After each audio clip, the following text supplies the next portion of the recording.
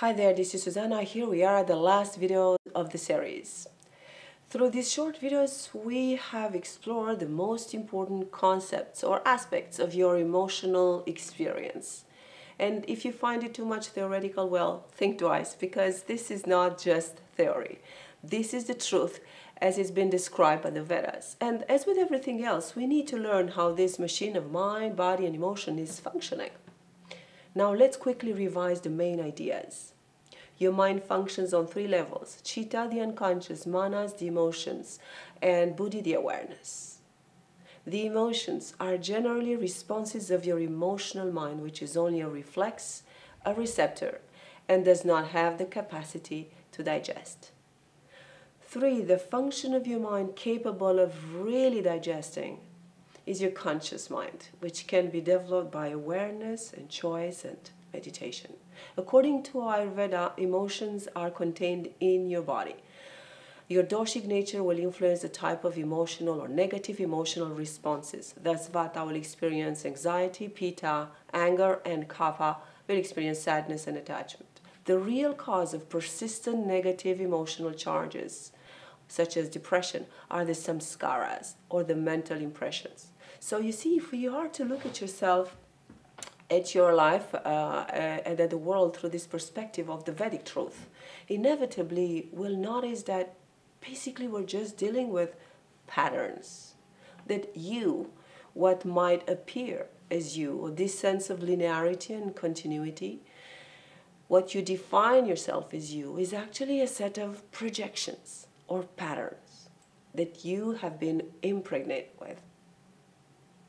So when you are upset at your parents, or you have a conflict with someone at work, or you're depressed as your partner has cheated on you, it's just patterns reacting to patterns.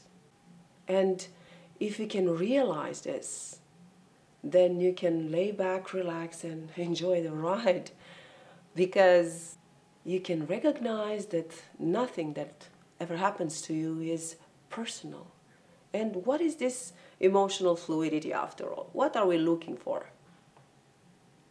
You want to be happy, right? We all want to be happy. What is this happiness? Things will always happen.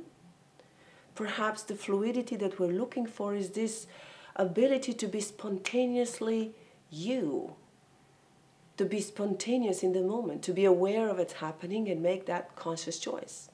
One teacher once told me something brilliant, that people are suffering mainly for one reason, and that is that they forget that they have the choice.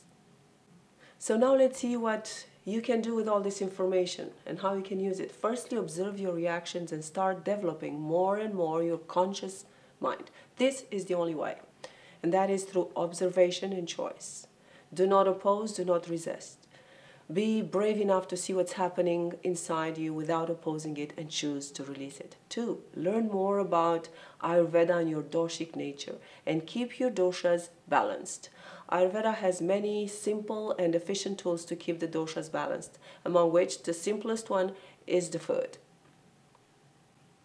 3. Use EFT to clear past event charges, past trauma, and keep the energy run fluid. Use EFT every day. And 4. There is a cause for everything. Nothing comes out of nothing.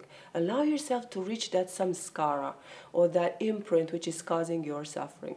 But do not lose yourself in analyzing or trying to understand it. All you have to do is to bring it up, observe it, and let it go. And in this process, do not forget the body. It needs to be cleared and detoxified and totally included in the process. Well, I hope this series gave you more clarity about what emotions are and how you can deal with them. And if you have more questions or suggestions, or you want to work with me, do not hesitate to contact me at the email address below. Thanks again for watching and for choosing to be the joy, and I'll see you next time.